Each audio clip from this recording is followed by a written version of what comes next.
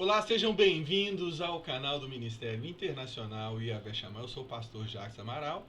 Estamos aqui nessa manhã de domingo para continuar o nosso estudo panorâmico da Bíblia. E eu queria te fazer uma pergunta. Você já chegou comparando a literatura do Novo Testamento e do Antigo Testamento?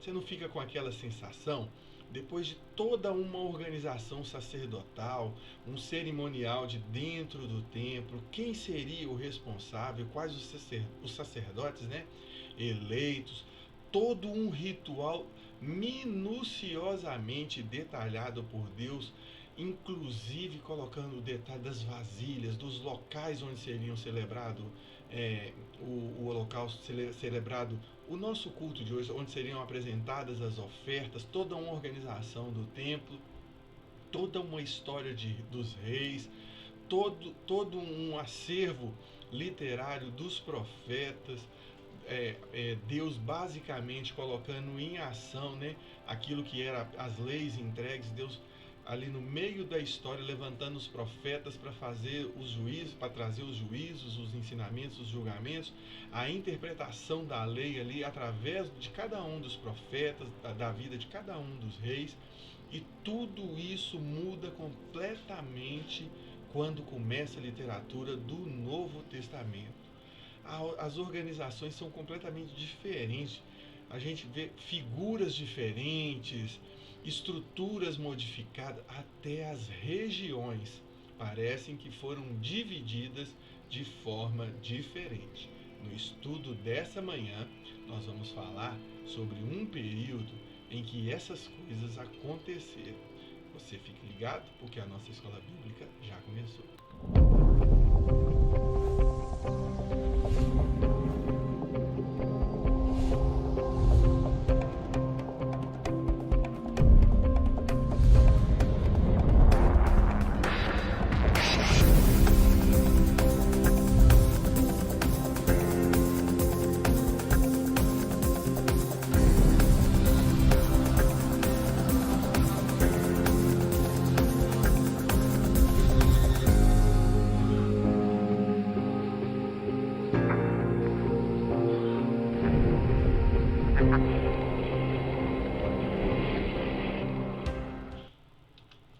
Estamos de volta e hoje nós vamos fazer um breve comentário, pelo menos iniciar, né?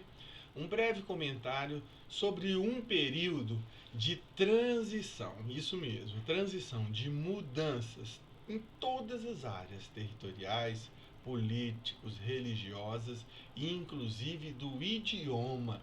Nós estamos falando de um período intertestamentário, isso mesmo, deixe-me ver aqui. O período intertestamentário, ele ocorreu entre o trabalho do último profeta, né, o ofício do último profeta que profetizou sobre Judá e Israel. Aqui nós estamos falando claramente sobre o profeta Malaquias. E antes do início da narrativa do nascimento do Senhor Jesus Cristo. E isso ocorreu aproximadamente em 430 anos antes de Cristo. Apenas para que a gente retome a história aqui, nós aprendemos com muita profundidade, né, através dos ensinamentos do nosso pastor Valdir, dos professores Júnior Aquino, Luciene Marques, Tiago Balbino e também do pastor Jacques Amaral, a respeito dos profetas, e também fizemos um estudo muito detalhado do livro de Jó. A essa altura, nós aprendemos que tanto os juízes, desde Josué, todos os juízes, Samuel, todos os profetas, eles estavam interpretando e aplicando a lei, julgando o povo nas suas atitudes, nas suas condutas, na sua forma de pensar, na sua forma de prestar culto. E Deus entregou para Moisés os mandamentos e incumbiu Moisés de redigir todo o Código Civil, trazendo tanto leis civis, né, como leis espirituais, para que o povo tivesse um relacionamento com Deus que fosse pautado por diretrizes e por parâmetros, porque o nosso Deus é um Deus de ordem e de decência, né? Ele faz as coisas dessa maneira. Ele faz todas as coisas com muita ordem e com muita decência. Ao entregar tudo isso para Moisés, repassando para o povo, ele ensinou todos os rituais, todo o cerimonial do culto dentro do templo. E também ele inaugurou a interpretação da lei e a aplicação da lei por todas as tribos, por todo o povo hebreu, por assim dizer. E Moisés trazendo essa organização, você vai se lembrar bem em que um episódio em que o seu próprio sogro o chama e diz: olha, Moisés, do jeito que você está fazendo, você sozinho julgando o povo, você vai ficar sobrecarregado, vai trazer uma frustração porque você não vai dar conta de fazer todo o trabalho que precisa ser feito, e também vai gerar uma frustração porque existem pessoas que não vão conseguir ser atendidas, não vão conseguir ter as suas causas julgadas ou receber a orientação da aplicação prática da lei, porque Moisés estava centralizando todas essas coisas nas suas mãos. Então Moisés ele reorganiza, chama os anciãos ali, né, e distribui as tarefas e começa a julgar o povo. Esse trabalho ele continuou sendo feito pelos juízes e pelos profetas. E ao longo da Bíblia, especialmente do Antigo Testamento, me perdoe, ao longo de toda a Bíblia, nós aprendemos de uma maneira exaustiva, inclusive aqui no canal da Escola Bíblica Dominical, que esse trabalho, ele por diversas vezes se confundiu, especialmente a partir do reinado de Davi, ele se confundiu com o ofício do rei. Então o rei, ele tratava tanto de questões espirituais como de questões da vida civil. E os profetas, eles continuaram também trazendo esse mesmo entendimento. Eles profetizavam tanto em relação às condutas morais e de convivência em sociedade, quanto das questões no âmbito espiritual. E em determinado tempo, depois da última profecia, depois do último profeta que realizou o seu ofício, notadamente Malaquias, nós ficamos um período de cerca de 430 anos sem que houvesse outro profeta enviado por Deus. Em alguns instantes, nós vamos aprender que nesse período também muita coisa foi gerada, muita coisa foi produzida em termos de literatura. E durante esse período de 430 anos, nós aprendemos que ocorreram mudanças tanto no aspecto político, quanto no aspecto geográfico, também no aspecto cultural e, em especial, no aspecto religioso. E é sobre isso que nós vamos tratar nessa manhã no nosso estudo bíblico, na nossa escola bíblica dominical. E para começar, eu queria apresentar aqui para você um panorama resumido de todas as mudanças mais relevantes e mais importantes. Ao tempo em que Jesus Cristo nasceu, claramente tinha-se a manifestação e o domínio do Império Romano, não apenas na Palestina, mas em todo o mundo conhecido àquela época. Isso mesmo. O mundo conhecido estava sendo dominado pelo Império Romano. E o Império Romano herdou do Império de Alexandre o Grande tanto o pensamento quanto a cultura grega. A esse conjunto de herança que nós vemos aqui, nós chamamos de helenismo, que vinha trazendo justamente a ideia, a forma de pensar, a filosofia e a cultura dos gregos, que tiveram um papel importante. E aqui eu quero destacar para você nessa manhã quais as principais passagens? Nós tivemos, durante o período do exílio babilônico, cerca de 160 anos. Deixa eu fazer a conta, é isso mesmo. Cerca de 160 anos. Nós já aprendemos nas outras aulas que esses números eles não são exatos, por uma série de fatores, e a Bíblia não tem essa preocupação de estar apontando com exatidão os fatos. A Bíblia se preocupa em trazer uma organização que facilite a narrativa, a forma de ser contada a história, sem ter tanta preocupação com a cronologia, que ela exerce um papel importante, mas não é o papel principal. E durante o período no exílio, perdão, no cativeiro babilônico, ao tempo que o povo foi levado para o exílio, nós encerramos o ofício dos reis, dos reinados. Acabou essa estrutura.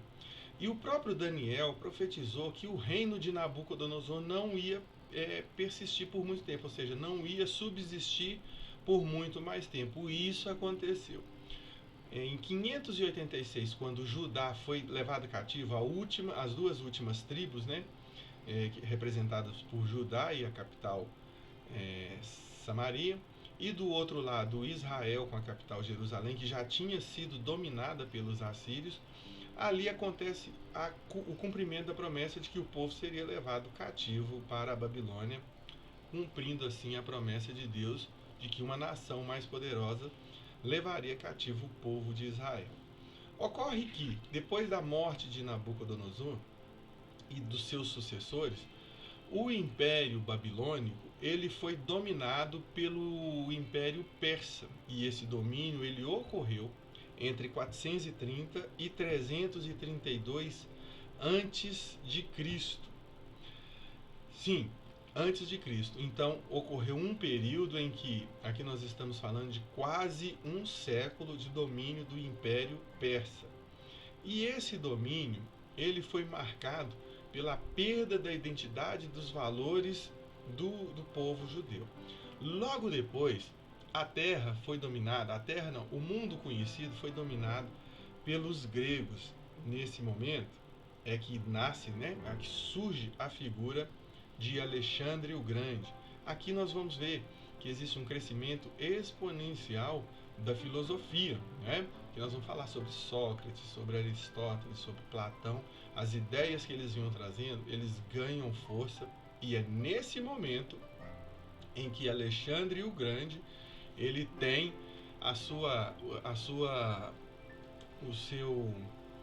o seu império consolidado. Ele começou com 20 anos de idade, Ele é filho do rei Filipe da Macedônia, e em 336 anos antes de Cristo, contando com 20 anos de idade, ele assumiu o comando de todo o exército grego, e ele começou a avançar com o seu exército para os países que já eram dominados pelo Egito, pela Síria, pela Babilônia e pela Pérsia, ao ponto que em 331 a.C.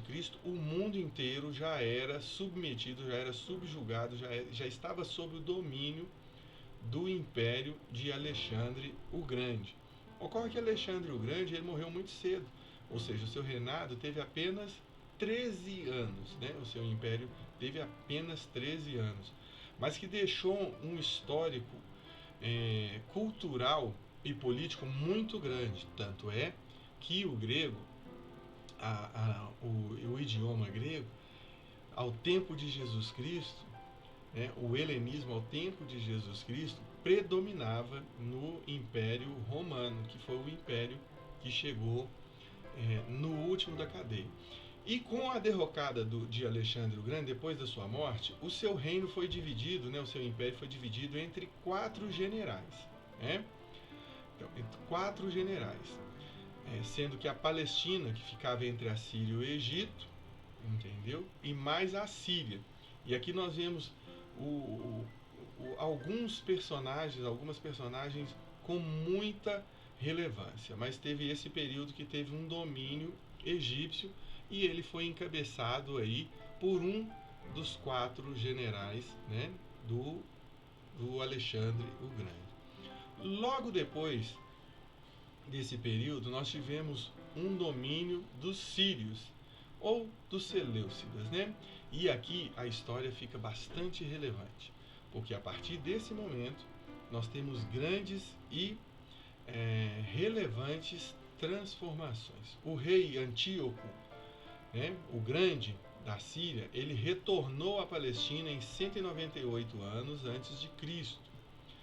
E ele, representando os seleucidas, ele foi muito tolerante com os judeus, não se incomodando com essa questão religiosa dos judeus. Com a morte de Antíoco o Grande, nasceu a figura de Antíoco IV Epifânio. E nós vamos ver aqui, deixa eu ver. Não, ainda não, vamos voltar aqui. E então, com essa figura de Antíoco Epifânio IV, o seu reinado, que durou de 175 a 164 a.C., ele foi um dos mais cruéis, né?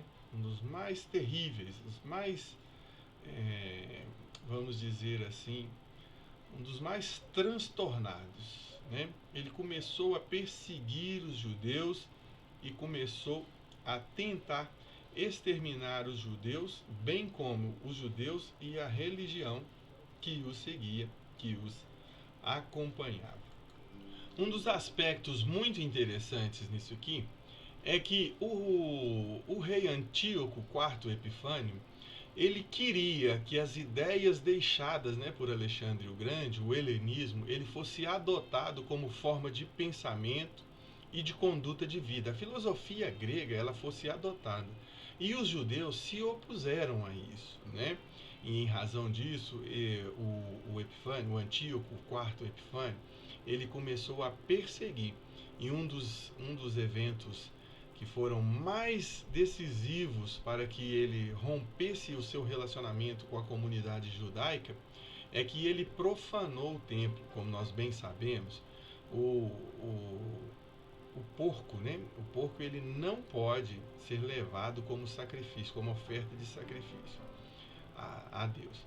E esse Epifânio IV, ele profanou o altar do Senhor, levando animais impuros, de acordo com a lei de Moisés, para serem oferecidos como oferta ao Senhor. Isso desencadeou, para que vocês tenham uma ideia, uma revolta muito grande entre os judeus da época.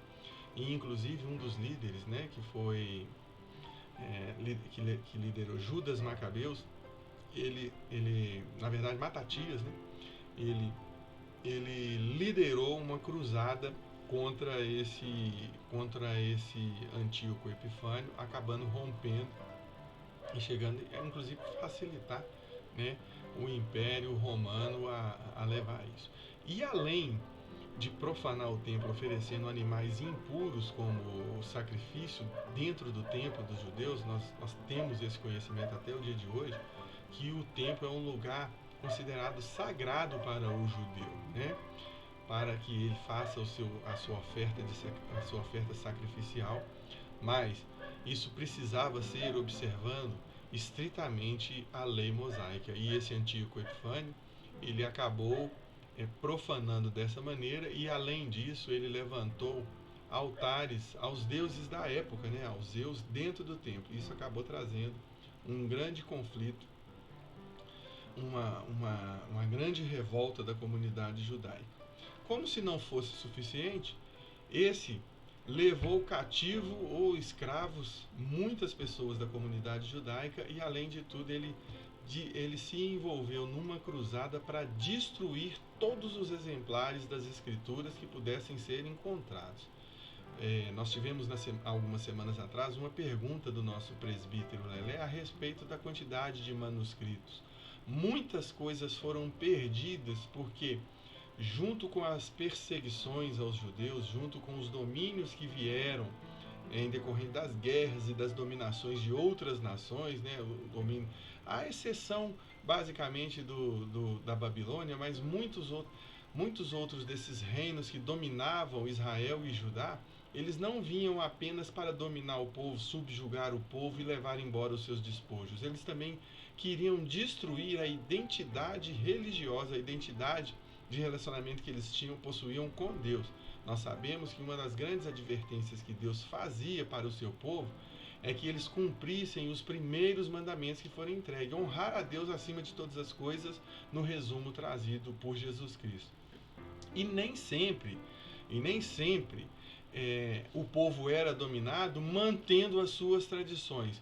Via de regra, as suas literaturas eram destruídas. Por isso que é muito comum nós termos, em termos de história, nós encontrarmos manuscritos e literaturas que foram escondidas em cavernas, foram enterradas, foram escondidas de uma maneira geral, justamente para tentar preservar a memória e os ensinamentos da comunidade judaica.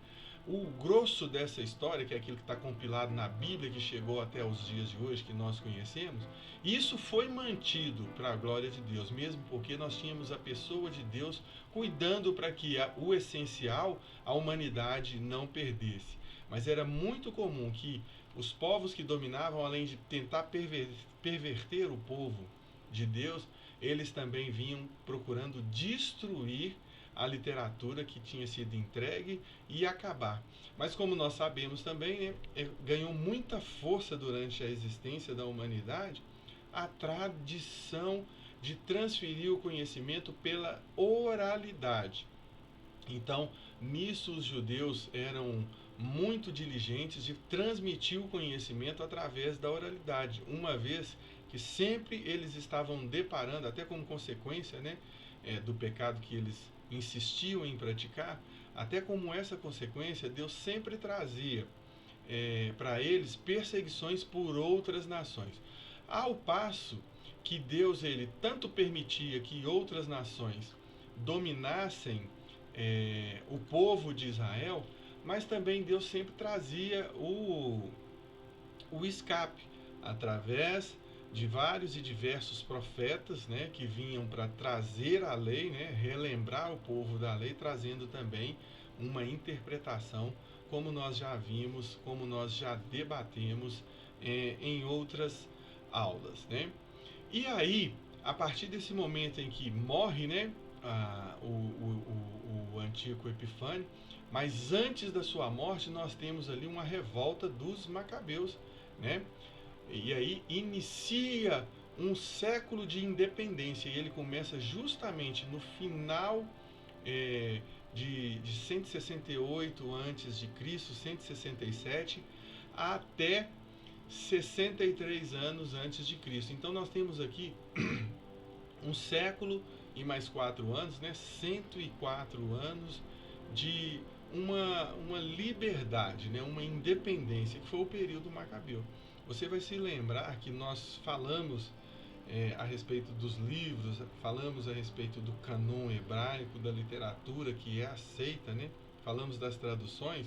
Vocês vão se lembrar que a comunidade cristã evangélica, ela não reconheceu, assim como os judeus à época não reconheceram, os livros apócrifos. E entre esses livros nós temos ali várias narrativas. Temos narrativa dos primeiro e segundo Macabeus, que eles vêm trazendo um pouco dessa história. E aqui nós temos algumas pessoas que são relevantes para a literatura. Entre eles, Judas, Jonatas, Simão, João e Eleazar. Todos esses do grupo desse período em que houve uma independência marcada pelo domínio dos Macabeus, depois da revolta que temos. Então, durante esse período intertestamentário, nós temos aqui vários e significativos acontecimentos. Então, para dar um resumo, nós temos aqui governantes independentes. Nós temos aqui Matatias, que governou entre 167 e 166, foi ele que liderou a revolta dos Macabeus.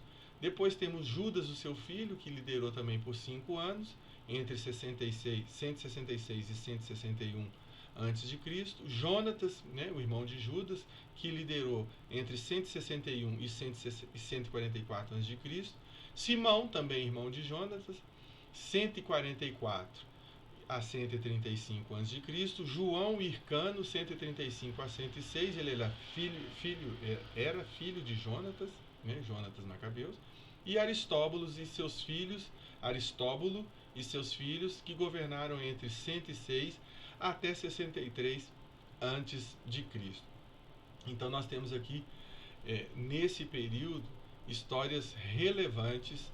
E eu vou deixar esse material aqui disponível no grupo do WhatsApp.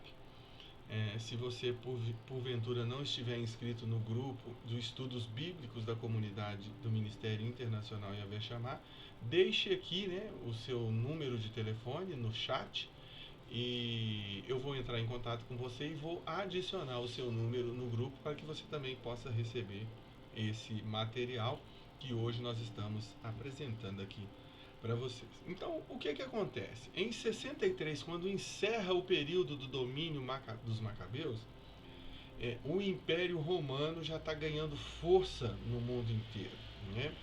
Já chega com uma organização muito estruturada de forças bélicas e já vai expandindo o seu domínio em diversos territórios.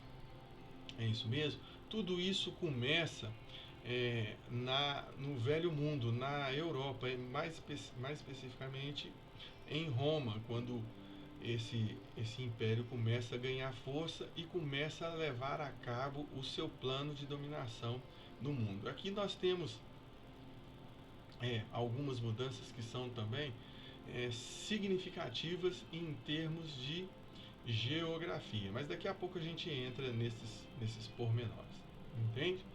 Então, o Império Romano começa a expandir, entregando para governadores e para reis o império de países, regiões e determinadas cidades.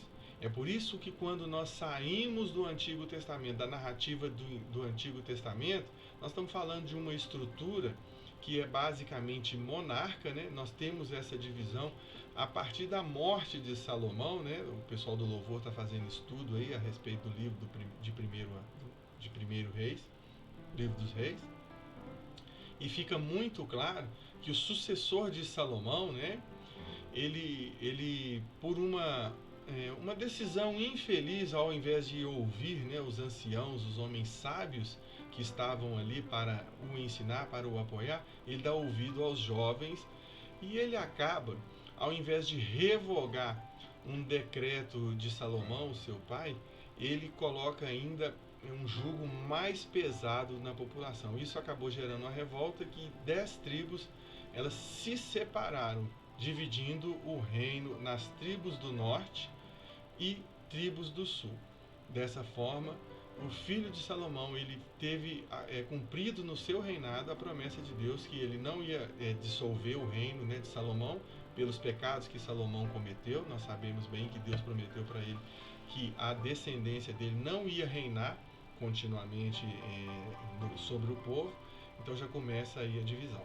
Então, voltando aqui, nós temos a estrutura basicamente de monarca, né? Um rei distribui ali as funções sacerdotais e temos que quem interpreta e julga o povo é o próprio rei, interpreta a lei e julga o povo. Mas muitos desses reis nós vimos que eles foram reprovados, tanto no aspecto moral, cívico, quanto no aspecto espiritual, porque eles não guardavam os estatutos, não os aplicavam, porque eles mesmos não os seguiam, não é isso mesmo?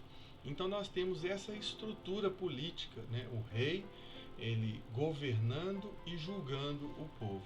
Acontece que quando nós temos a entrada do Império Romano, essa estrutura ela é modificada.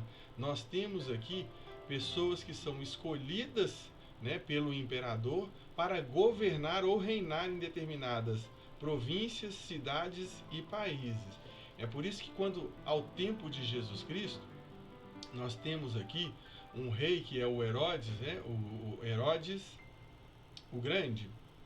E, exatamente. Na verdade, nós temos aqui Antípater, né, o Idumeu, ele é da descendência de Esaú e tudo, ele foi nomeado governante da Judéia. E a Judéia é a tradução latina para a cidade de Judá. Então nós estamos falando aqui de diferença apenas no nome. A geografia ela representava a mesma, mas teve essa alteração. Então Judá se torna Judéia.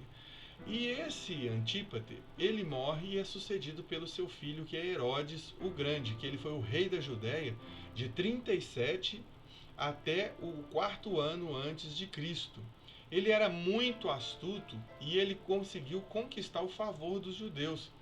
E ele, para conquistar esse favor, né, ele reconstruiu o templo, fazendo um templo suntuoso, né, fazendo lembrar dos tempos de glória do reinado de Salomão, né, e trazendo todas aquelas coisas. Esse era o Herodes que governava a Judéia quando Jesus nasceu, e foi esse Herodes que mandou matar todos os meninos, porque nós conhecemos a história que os magos, né, os sábios, vieram do Oriente procurando o rei, o menino Jesus, né, que estava ali na iminência de nascer, para o agraciar com presentes. Mas era lógico que era um sinal dos céus, né, para perturbar o Herodes, para mostrar para ele que o reinado dele já estava acabando. A essa altura da história aqui, nós já conseguimos fazer um pano de fundo para tentar compreender melhor qual que era o cenário da transição entre o Antigo Testamento e também o Novo Testamento. Então, nós, além das mudanças políticas e culturais, né, que nós apresentamos aqui agora para vocês, nós também tivemos mudanças geográficas. Uma delas eu já apresentei aqui para vocês, né? A troca de nome. São as cidades, são as regiões que têm a maior citação, né? São as maiores citações do nome da cidade, e foi inclusive aonde a história mais relevante do Novo Testamento começa a acontecer, justamente porque é uma região em que Jesus transitava para exercer o seu ministério, para exercer o seu ofício. Para que ele levasse a cabo o plano de salvação, ele transitou muito nessa região aqui. E toda ela, nós estamos falando aqui, ó, das regiões da Judéia, da Galileia e de Samaria, elas todas têm como ponto comum o Rio Jordão. Então, era atravessando o Rio Jordão para um lado, aí você encontrava as cidades da Judéia, né, a região, né, na verdade, a região da Judéia, da Galileia e de Samaria, e atravessando o outro lado, aí nós encontramos outras cidades, que eram chamadas de Decápolis e também de Pérea. Nós vamos ter também como o Mar da Galileia, que era um mar que era navegado com certa frequência, né, por Jesus, pelos seus discípulos. Ele estava sempre transitando, sempre fazendo essa transição de regiões, e sempre é bom lembrar que ali nós temos essa nova disposição, sempre trazida essa nova disposição. Então nós temos essa mudança. E tem um fato interessante que merece a nossa reflexão nessa manhã. O judeu, ele tinha por obrigação, né, por estatuto, ele está sempre presente no templo, na região de Jerusalém, onde o templo foi construído originalmente. Nós estamos falando aqui ainda do reinado unificado. Nós sabemos que o primeiro rei foi Saul, sucedido por Davi e sucedido por Salomão. Ao tempo de Salomão, me desculpe, deixa eu tomar uma água para melhorar. Nós temos que ao tempo de Salomão, ele inicia o seu ofício de rei, determinando a construção do templo e também das casas, né, da casa funcional do rei, né, vamos dizer assim, o palácio do rei. Ele começa a construir, e nós já tínhamos por hábito que todo o povo reunisse no templo de tempos em tempos. Nós sabemos disso, que existem algumas coisas que são mandamentais, que são obrigação de cada judeu, independente da nação aonde ele viva. Ele tem que, de tempos em tempos, algumas vezes por ano, se dirigir ao templo, dirigir a Jerusalém, para prestar culto. Nós vimos isso muito claramente na história do nascimento do profeta Samuel. Temos lá, né, o Eucana, né, na verdade que é o marido, aí nós temos Penina e temos Ana. Nós vimos que eles tinham um ofício de tempos em tempos comparecer, né, na tenda da congregação, depois se tornou o templo, né, construído por Salomão, para prestar culto ao Senhor e levar as ofertas. Essa mesma narrativa nós vimos lá com Caim e Abel levando ofertas diante de Deus, que é um mandamento para o judeu, levar, né, trazer ofertas diante de Deus. E aqui nós temos, vamos voltar aqui, nós temos aqui uma narrativa que é muito interessante e que ela começou a ter essa modificação justamente nesse período de transição. Nós estamos falando da saída do Antigo Testamento, tivemos uma transição, um período em que Deus não falou absolutamente nada com o povo durante um período de 430 anos antes do nascimento de Jesus Cristo, e nesse período ocorreram mudanças significativas e que nós vamos trazer aqui para vocês. E uma dessas mudanças, ela representa justamente a expressão que nós conhecemos no dia de hoje, diáspora ou dispersão. O que isso quer dizer? Uma das mudanças ocorridas nesse tempo, nessa transição, é que o povo começou dentro de uma liberdade que o Império Romano inicialmente não se incomodava com essa questão de prestar culto a outros deuses, visto que o Império Romano estava preocupado com as conquistas territoriais e de exército, e a cobrança dos impostos, por assim dizer. Então não se incomodava que se uma determinada região prestasse culto a Deus, outro a Zeus, outro a Astarote, outra a Baal, outra a Moloque, não tinha problema nenhum para os governantes, para os líderes e para o imperador. Não tinha problema nenhum, desde que eles respeitassem a hierarquia bélica, né, o comando político, né, a organização política, e também recolhessem os seus impostos. E diante desse cenário, as comunidades judaicas, vendo essa liberdade, começavam a construir sinagogas nas cidades onde eles habitavam. Então, nos locais onde o povo habitava, eles construíam as sinagogas, que passava a ser a sinagoga o local de culto, adoração, de ensino, de leitura e de meditação na palavra de Deus, a palavra conhecida até aquele momento. Então, aquela migração para Jerusalém, ela deu uma arrefecida, tendo essa liberdade. Inclusive o apóstolo Paulo, ele se valeu muito desse artifício, e muito das igrejas que ele plantou, ele iniciou plantando, visitando as sinagogas nas diversas regiões onde os judeus se encontravam para estudar a palavra de Deus. Então essa expressão diáspora, ela significa que o povo começou a ficar realmente nas cidades remotas, e por ali eles construíam, ao invés de procurarem sempre estar em contato com Jerusalém, eles não deixaram de fazer isso uma determinada vez no ano, uma ou duas, de acordo com as festas. Nós vimos isso claramente, que na festa de Pentecostes, quando o Espírito Santo é derramado sobre o povo, tinham judeus de todas as partes do mundo. Então as grandes festas eles preservavam, mas o culto, a adoração já tinha um lugar específico, que era a sinagoga, um lugar aonde o povo poderia se encontrar. Além disso, nós vamos entender também, e vamos aprofundar, se possível ainda hoje ou nas próximas aulas, compreender que ao tempo de Jesus Cristo nós vamos encontrar figuras, postos, vamos encontrar partidos religiosos que não existiam no Antigo Testamento. E aqui nós vamos ter destaques para os fariseus e para os saduceus. Prestem bastante atenção que nós estamos falando nesse momento dos partidos religiosos. E nós vamos ver uma outra mudança, que é uma mudança dentro da organização dentro do templo. Aí sim nós vamos ter as funções das pessoas também alteradas. E essas alterações, elas são uma herança daquilo que foi ensinado, daquilo que foi desenvolvido nesse período entre os dois testamentos, o Antigo Testamento e o Novo Testamento. E aí nós vamos ter também dentro da organização religiosa os partidos políticos.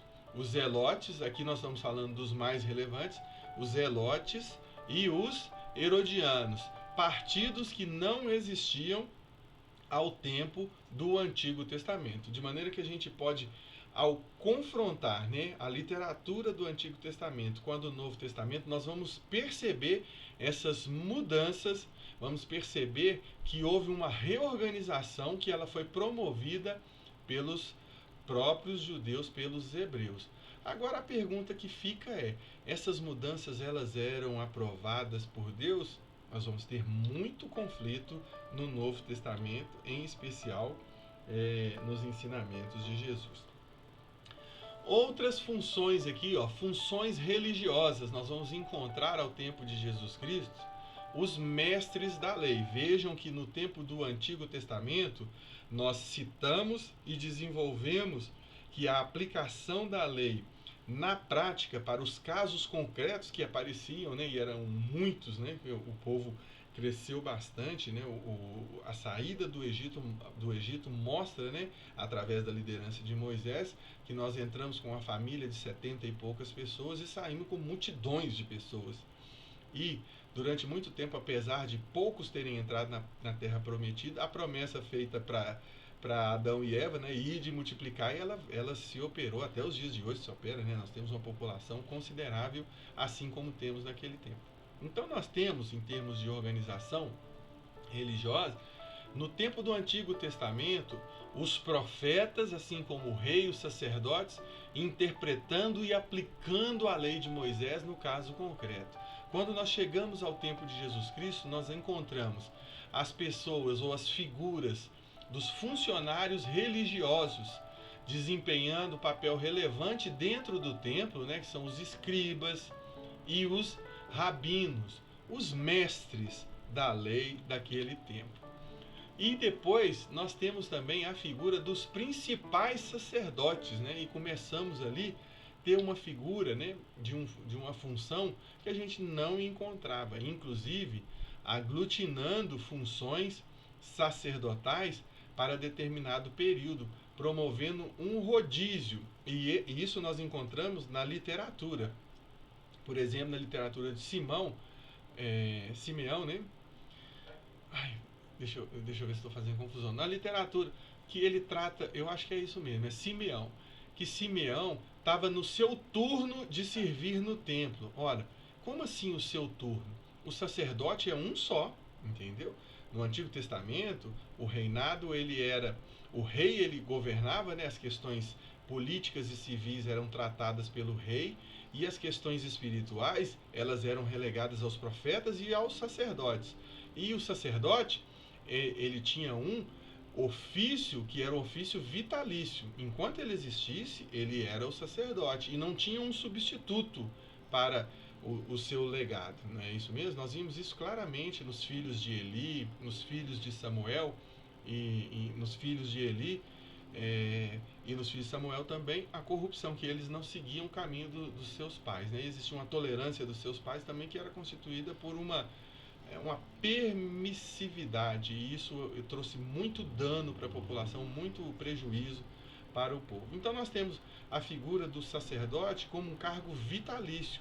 O sacerdote era substituído, tinha os seus discípulos, os seus aprendizes, né? Nós vimos isso, assim como tinha o aprendiz de profeta, tinha o aprendiz de sacerdote, não é? Aqueles que serviam, os auxiliares do sacerdote. E com a morte do sacerdote, o seu posto era assumido por aquele que vinha na linha sucessória, conforme a regra, conforme a lei de Moisés. E nós encontramos aqui no Novo Testamento a figura dos principais dos sacerdotes. Então nós estamos falando de mestre da lei, rabinos, escribas, né, doutores da lei, e estamos falando aqui de principais dos sacerdotes. Então são mudanças relevantes, e agora nós vamos ver qual que é a surpresa que nós temos hoje para o quadro A Igreja Responde. Vamos lá?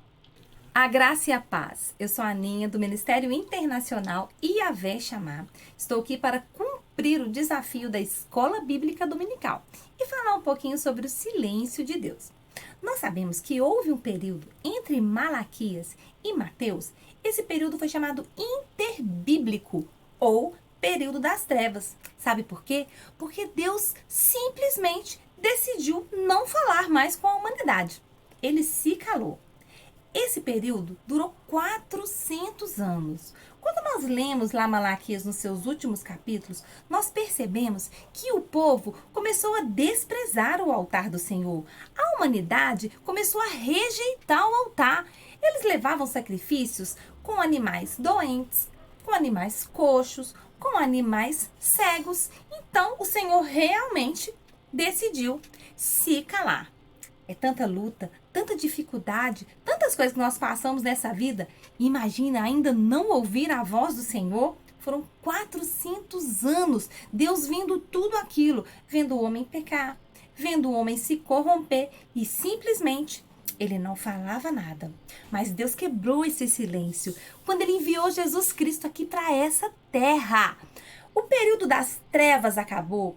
O céu quebrou o silêncio porque houve um sacrifício verdadeiro, um sacrifício vivo. Quando nós queremos que o Senhor quebre o silêncio, nós temos que correr para o altar. E o que nós aprendemos com isso? O que eu aprendo com o silêncio? Quando o Senhor está em silêncio, Ele está trabalhando. Ele demorou, foram 400 anos, mas quando Ele falou, Ele mandou o melhor do céu para essa terra, Jesus Cristo.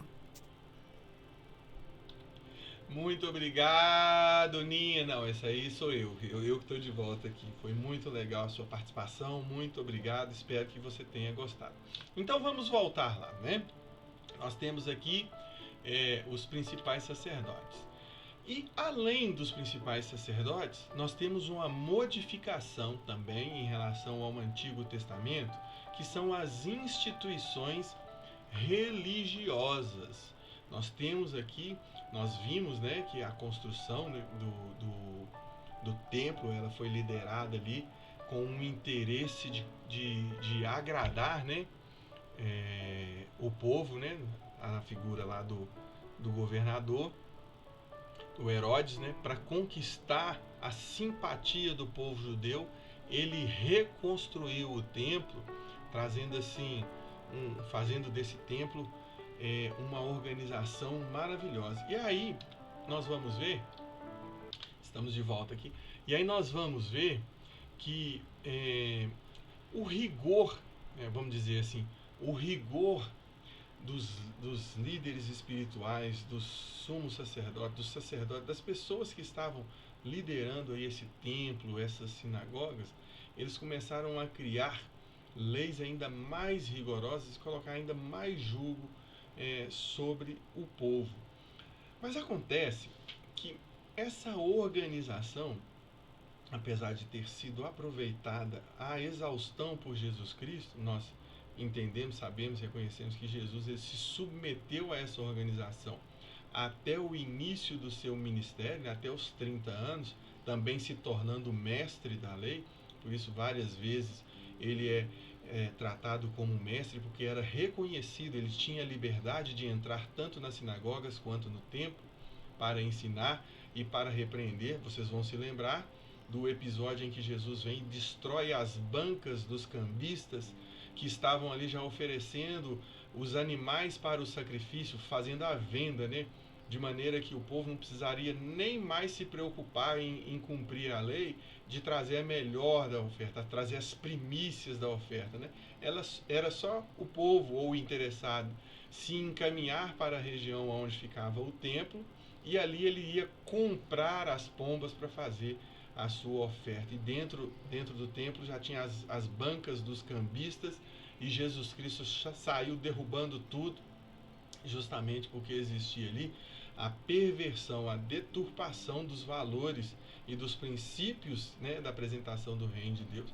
E com que autoridade que Jesus fez isso? Justamente com a autoridade de ter recebido o título de mestre, porque ele era mestre da lei, ele tinha se submetido a todo um ritual judaico que lhe permitia ter essa autoridade de chegar para as pessoas e fazer aquilo que ele fez, que foi justamente de fazer a limpeza do templo. Então nós vamos voltar lá. Vamos ver aqui se eu já esgotei tudo, né? Já assim. E aí, como uma última e relevante mudança que hoje nós estamos apresentando aqui de forma resumida, e nas próximas aulas nós vamos apresentar com maiores detalhamentos, né?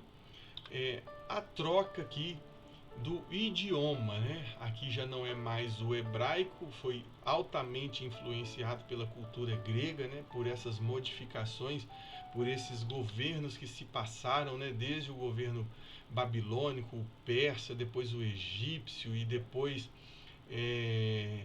toda a sequência até chegar no Império Romano. Tudo isso trouxe uma grande Babel ali para o povo.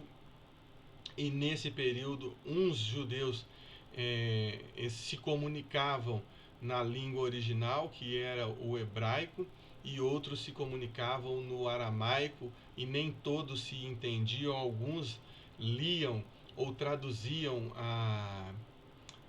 as escrituras para o grego e ensinavam para as outras pessoas. Temos a confusão porque a língua oficial do Império Romano era o grego, então as pessoas, para comercializar, elas deveriam falar o grego, né? É como se você, por exemplo, viajasse para a França. Ao chegar lá, para se comunicar o mínimo do francês, você vai precisar saber falar, né? Ou encontrar alguém que fale a sua língua nativa. Mas você estando na França, eu acho que eu estou falando da França justamente porque é um dos países que mantém essa tradição de exigir que as pessoas que estão ali dentro da comunidade falem o francês, né? Apesar deles terem domínio de outras línguas, espanhol e inglês, alemão, outros idiomas, a maioria da comunidade europeia faz estudo, isso é matéria obrigatória nas escolas, né, desde o ensino fundamental, ter uma ou duas línguas, né, principalmente por se tratar de bloco, né, de comunidade europeia, com as fronteiras completamente abertas. Aí tem a questão do Reino Unido para querem sair, né, o famoso Brexit, que está querendo sair, mas a França mantém essa tradição. Se você vai à França, se você visita a França, se você não fala o francês, nem que seja o básico, você vai passar por muita dificuldade. No tempo desse povo, nós estamos falando a mesma coisa. O Império Romano exigia que o idioma para as negociações, para o trato com a sociedade, fosse o grego, porque nem todos, né? Nós estamos falando aí de um império em que as pessoas transitavam, as pessoas que haviam sido conquistadas por esse império, as pessoas que governavam essas diversas cidades, elas tinham a obrigação de saber falar o grego. E nós temos muitas evidências de que Jesus também provavelmente saberia ou deveria falar o grego, justamente porque o trato com as outras pessoas, o trato com as outras nações era iminente. E aí nós temos o caso lá, principalmente da mulher que pede para colher as migalhas ali na mesa, né? Então nós temos aí muito material para estar falando isso. Então vamos voltar lá ao nosso tema. Deixa eu ver se já esgotou aqui, para a gente começar a falar aqui. Deixe-me ver. Vamos falar um pouco sobre os mestres da lei, né? Os fariseus. Então vamos lá. Nós temos aqui, deixa eu ver. Vamos colocar aqui. Os fariseus, eles faziam parte, né, dos principais partidos dentro do judaísmo nos dias de Jesus, né? Nós já aprendemos isso, juntamente com os saduceus. Guarda bem essa expressão, os saduceus. À medida que o helenismo começava a invadir a vida religiosa dos judeus, a pergunta que se faz é: como que nós vamos aplicar a lei agora de Deus, no caso concreto, né? Porque agora não tinha mais aquela liberdade de se direcionar exclusivamente pelas leis de Moisés. Aqui nós estamos dentro de um contexto em que as pessoas precisavam obedecer também às leis e às regras de um império romano. E como é que a gente ia aplicar isso dentro? Nós já sabemos que o Império Romano, em termos religiosos, existia até esse momento uma liberdade muito grande para qualquer nação. Era livre, qualquer nação poderia adorar ou cultuar ao Deus que bem quisesse. Mas nesse cenário, a gente vê se levantando aqui duas correntes muito fortes e interessantes. E qual que era o debate entre eles? Justamente a aplicação da lei nas situações práticas dentro de um contexto em que existe um domínio de uma outra nação. Ou seja, o povo era dominado por um império romano e precisava ter esse trato. O nascimento desses grupos políticos e religiosos, ele se dá por causa desse contexto. Como é que nós vamos organizar as nossas relações religiosas dentro desse contexto? E esse contexto ele não vinha exclusivamente com o Império Romano. Desde a saída do cativeiro lá da Babilônia, desde a reconstrução, né, dos muros de Jerusalém, aí nós estamos falando especificamente de Esdras e de Neemias, estamos falando da revolta dos Macabeus. Desde esse tempo, essa necessidade começou a ser aventada, porque o domínio não era exclusivo de um rei ou um governante da linha sucessória daquela de Davi, de Salomão ou de Saul. Não, muito pelo contrário. Aqui o império vai colocar ou nomear as pessoas para governar ou para reinar de acordo com seus interesses políticos, econômicos, financeiros e principalmente para manter uma estrutura, manter uma organização do império, tendo esses subsídios de coletas de impostos de respeitos às leis romanas. E nós chegamos nessa condição, deixa eu avançar aqui o período intertestamentário, nós chegamos nessa condição com dois grandes grupos, e o tema deles era justamente determinar como a lei deveria ser aplicada, em quais condições e como, e se fosse necessário inclusive, se a lei deveria ser reinterpretada. O pastor Márcio Valadão ele gosta de ensinar que durante o período em que os fariseus e os saduceus estavam desenvolvendo suas ideias, foram criadas outras aproximadas 690 artigos para reinterpretar a lei de Moisés. Então ficava assim, nesse período,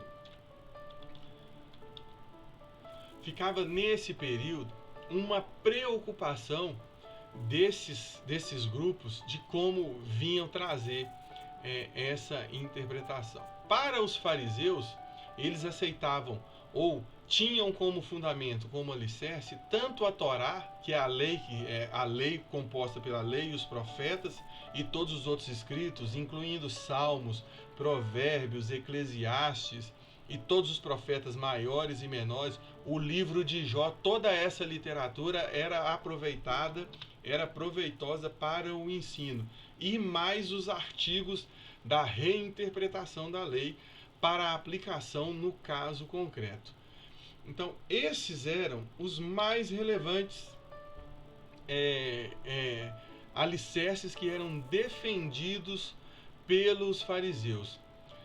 Eles não procuravam adaptar a lei de Deus, né? Eles, na verdade, eles aceitavam tudo isso. Por outro lado, os saduceus ficavam limitados aos dois grandes profetas, a grandes profetas, na verdade, e o Pentateuco, só, mais nada. E não tinha nada de interpretação. A interpretação deles era literal. Em alguns casos, nem mesmo os profetas eles aceitavam. Por isso, muitas vezes, no debate com Jesus Cristo citava Isaías, citava Moisés, falava dessas coisas porque era esse o argumento que Jesus possuía a respeito deles. Ainda voltando aqui a respeito dos fariseus, nós podemos destacar aqui que eram grandes e frequentes os conflitos com Jesus Cristo. Porque apesar de terem muita coisa que era comum em termos de aplicação prática, né? E Jesus ter tido muitos contatos pacíficos com eles se apresentavam para Jesus Cristo, oferecendo questionamentos e dúvidas que à primeira vista pareciam ser dúvidas legítimas e sinceras. E em outros casos, Jesus Cristo já ordenava, né, a literatura dos evangelhos, a gente vai ver muito isso. Jesus já conhecia a intenção do coração deles. Então existiam muitos fariseus que eram sinceros nos seus questionamentos. Por outro lado, a maioria, a liderança, a grande parte deles não ia com essa sinceridade, mas se apresentava diante de Deus querendo fazer uma espécie de pegadinha com o Senhor Jesus Cristo para tentar encontrar motivos para questionar. E são várias as passagens, né? Nós temos aqui algumas anotações. O Evangelho de Lucas, no capítulo 7, 36, no capítulo 11, 37, no 13, do 31 ao 32. Temos também Marcos 12, 28 ao 34, Mateus 23, 1 e 2. E nós temos vários, esses são os exemplos de que são contatos pacíficos com os fariseus. Por outro lado, assim como nós já debatemos aqui, existiam outros contatos em que Jesus percebia a maldade, a malícia no coração deles e sabia que eles estavam ali fazendo aqueles questionamentos, mas não com a intenção de esclarecer determinado ponto, mas de tentar fazer uma pegadinha. Nós vamos encerrar esse vídeo aqui por hoje e na semana que vem nós vamos dar seguimento, tá bom?